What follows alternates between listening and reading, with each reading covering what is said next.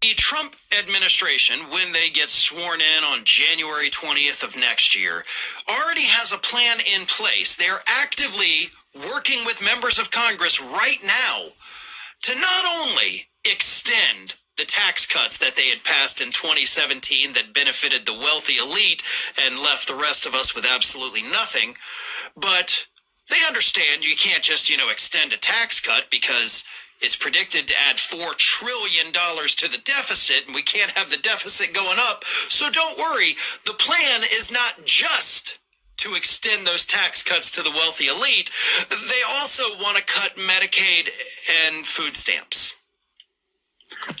The incoming Trump administration, that I have to repeat this, millions of people voted for because they thought, hey, he's going to help my financial situation. When he comes into office, he is going to rob from the poor and give the money to the rich. Robin Hood in reverse is their policy that they are literally working on right now, folks. Boy, that doesn't sound very populisty of Donald Trump, now does it? And yet all we hear is how Donald Trump's a populist person. He pretends to be, absolutely. But he is anything but a man of the people. He and his administration want to cut their own taxes. Because let's not forget, I think a lot of times, obviously, when people talk about these tax breaks for the wealthy, they talk about Republicans are trying to take care of their donors. They're trying to take care of the wealthy elite. But listen closely, folks. They also get these tax cuts. Donald Trump doesn't want these tax cuts to help out his donors. He doesn't give a damn about them. He wants these tax cuts because he saves money. He gets the tax cuts. Most of the members of Congress, the House and Senate, by the way, on both sides, get these same tax cuts. So that's the main driver of this. It's not just to take care of their donors. I think that's a small piece of it. The main thing is because they get the tax cuts. And they're willing to take money away from poor people in this country to pay for them. In case I need to hammer that point home a little bit more, here it is. They want to cut health care for low-income Americans. They want to take food stamps, SNAP benefits, away from low-income families. Millions of children in this country already suffer from food insecurity, meaning they do not know when their next meal will be. They do not eat every day.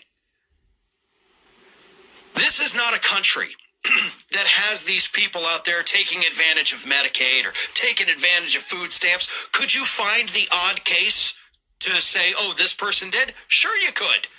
You can find the odd case to prove anything. There's always outliers, but that does not mean that a majority or even a significant number of people commit this kind of fraud. But Republicans have sold the country on the narrative that they are committing fraud, right? How many times do we hear about the person on SNAP benefits and, oh, they're buying candies and chocolate. Oh, look, they've bought lobster and steak. Yeah, one person does one thing one time, and then everybody else who's obeying the rules suffers for it. But Republicans don't care about that either. They don't care about waste and fraud. They don't actually give a damn about those things. What they do care about is putting more money in their own pockets. And if they have to take it out of the mouths of needy children, then by God, they're telling us right now. All right, Shalom. All praise to the Most High, Yahweh Ba'Shem, Yahushai, Ba'Shem Rakak Wadash. And double honor to the apostles and others, great millstone for teaching his truth that's going all around the earth. Shalom to the hopeful elect out there. It's your brother Atazawan from the Great Millstone here in St. Louis. Going to do a real quick response to that little piece we saw. All right. I don't know who the guy is that did that commentary. All right. I got that from the brother Arrows of Indignation 144. All right. And just saw that, found it somewhat interesting, okay, and just decided, well, through the Spirit, I'll just do a little response to it. Okay. Now, he had some political views about things where those of us in the truth, we don't particularly care. All right. What goes on between a Republican, Democrat, House, who cares? All right. The point of the matter is that Babylon is going to be destroyed. And in that destruction will go its financial system, its infrastructure will fall as well. All right. So it doesn't matter.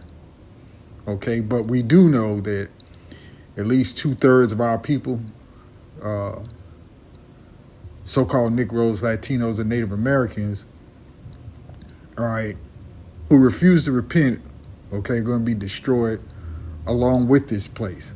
Now, in that you have those who boastfully rely on Esau, Edom, and his system, right, in which Babylon the Great is likened unto Egypt, okay, and various other places, right, that we tell you about all the time is spiritual Sodom, right, spiritual Nineveh, and so on.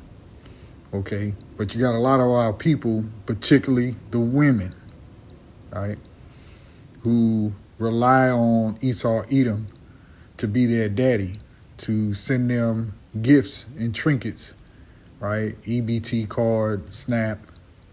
I don't even know if it's the same thing or WIC and all those other little different things that they used to get and maybe still getting, all right? So what we'll first do is read the scripture here, and then we're going to jump into something else that I went and looked up because I'm not familiar with it all that much, all right? I just knew as a child they just called it welfare.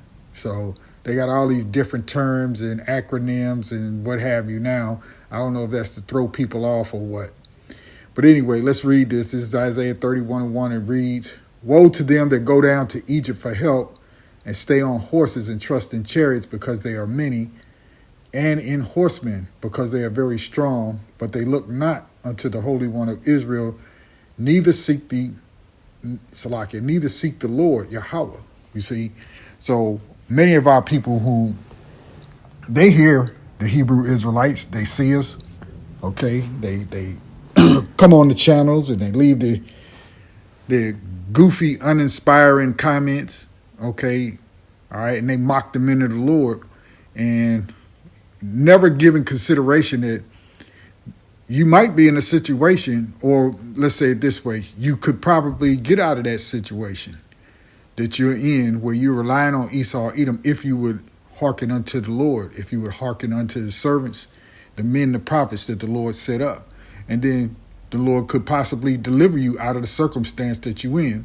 But those same people are so accustomed to getting the little gifts that that's more important to them, okay?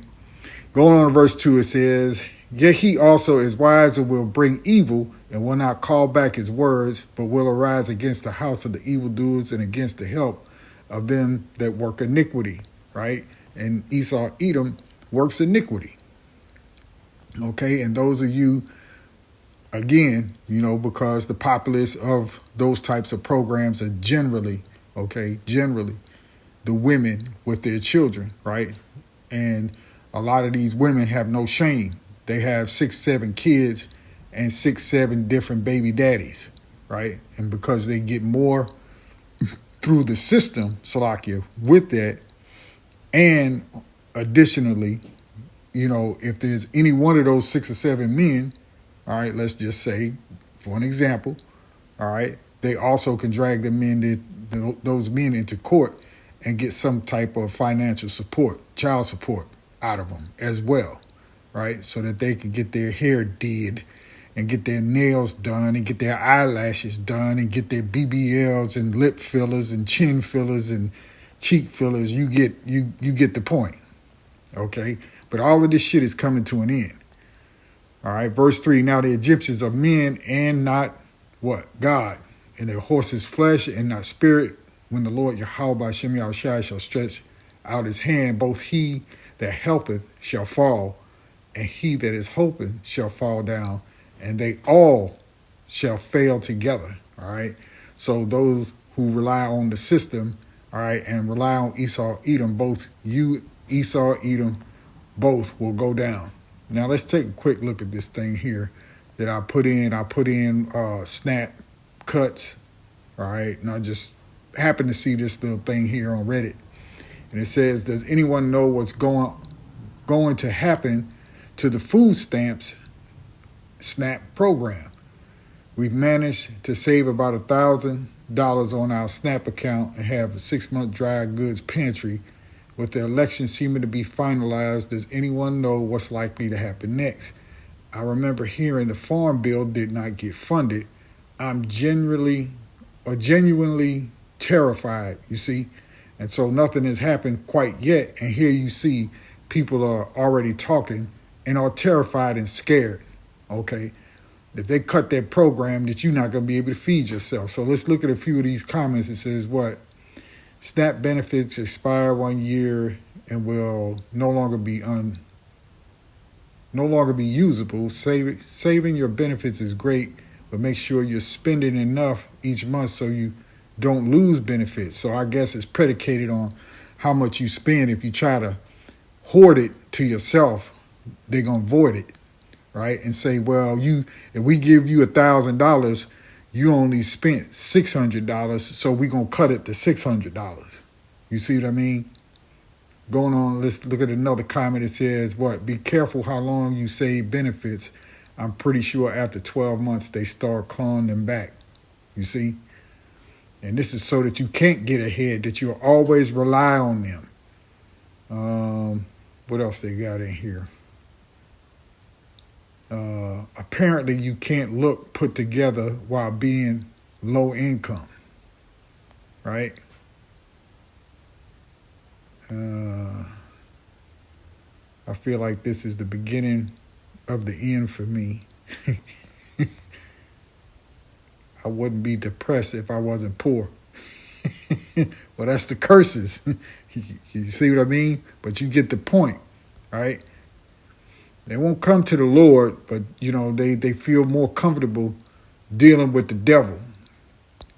Let's go to Job, because Job lamented over the fact that it seemed as though this wicked man is able to, prosper in this lifetime, right? While the needy get a knee to the gut, as it were. This is Job 24:1. It reads, "Why? Seeing times are not hidden from the Almighty, do they know him not see his days? Some remove the landmarks, they violently take away flocks and feed thereof. They drive away the ass of the fatherless, they take the widow's ox for a pledge. They turn the needy out of the way, the poor of the earth hide themselves together. Behold, as a wild ass in the desert, so they forth to Salakia. I don't know what my eyes are doing. Go they forth to their work, rise and betimes for a prey. The wilderness yieldeth food for them and for their children. They reap everyone his corn in the field, and they gather the vintage of the wicked. They cause the naked to lodge without clothing, that they have no covering in the cold. They are wet with the showers of the mountain and embrace the rock for want of shelter. They pluck the fatherless from the breast and take a pledge of the poor. They cause him to go naked without clothing, and they take away the sheep from the hungry, which make oil within their walls and tread their winepress and suffer thirst. Men groan from out of the city, and the soul of the wounded crieth out, yet God or Yahweh layeth not folly to them, right? Job is wondering what's taking the Lord so long to pay these people back for all the wicked things that they do in the earth. It just seems as though they keep prospering. All right? But this is what the wicked do, okay? They always lay a snare for you in some kind of way to take something away from you. But here in Babylon, they made it comfortable, particularly for the women, right? They convinced you that you don't need the man in the house, right? And thereby they destroyed your house. They destroyed your economy. They destroyed your future, all right? They destroyed the future of your children just by removing the man. And you went for that for a paycheck. And so the government, Uncle Sam, is your pimp. And they tell you what to do in order to get your money. You see? And you don't rely on Yahweh Shem Yahushai, the Heavenly Father. Okay?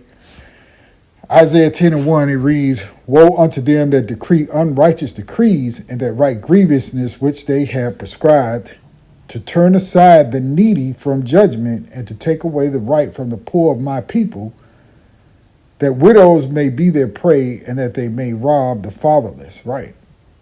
And again, that's the Assyrian, right? And Esau Edom is likened unto the Assyrian, okay? Let me jump over here to Ezekiel. Just real quick, this is not going to be long. Just like I said, a little response to it, all right?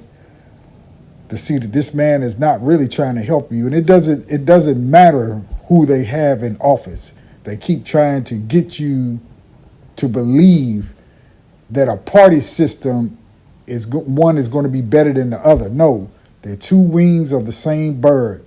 They're set out to do exactly what they're ordered to do. Okay, there's no difference between them. All right, and for you Jakes out there, when we say Jake, we mean you people of Jacob, right, of Abraham, okay, Isaac and Jacob, all right, our forefathers, the 12 tribes of Israel, you so-called Negroes, Latinos, and Native Americans. Hey man, you have no place in this man's society. Okay? All right, you in captivity.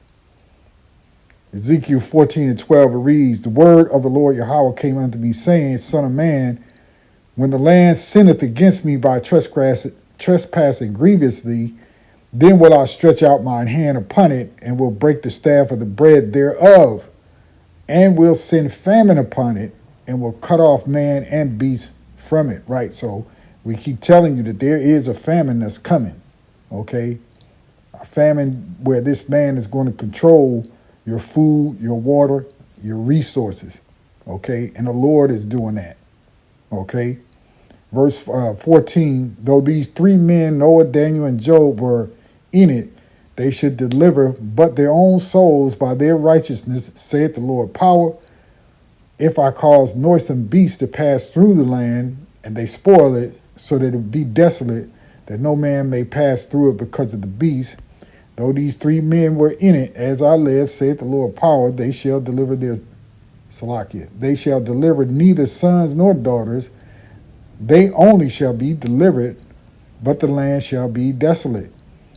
Or if I bring a sword upon the land and say, sword, go through the land, so that I cut off man and beast from it. Though these three men were in it, as I live, saith the Lord power, they shall deliver neither son nor daughter, but they only shall be delivered. They shall only, but they only shall be delivered themselves.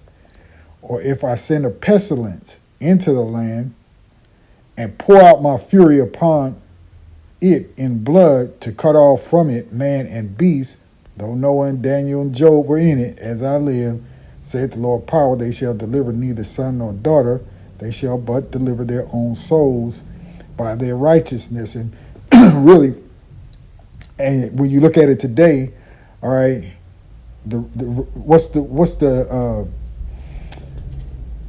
common denominator, if you will, between these three men, Noah, Daniel, and Job? They're the prophets of the Lord, okay? And through their righteousness in Yahweh Shem Yahushai, in the true power of Israel, they get delivered. And then the rest of you will have to deal with the sword, the beast, the pestilence, the famine, right? Which are the four, okay? And we read it right here in verse 21. For thus saith the Lord power, how much more when I send my four sword judgments upon Jerusalem? And Jerusalem is a people before it's a place. So everywhere where the Israelites are, you're subject to these four sword judgments. You see it? the sword, and the famine, and the noisome beast, and the pestilence, those four, to cut off from it man and beast. Yet behold, therein shall be left a remnant that shall be brought forth. And we keep telling you about the 1/3, the remnant, the elect of the Lord. All right, both sons and daughters, behold, they shall come forth unto you, and ye shall see their way and their doings, and ye shall be comforted concerning the evil that I have brought upon Jerusalem, even concerning all that I have brought upon it.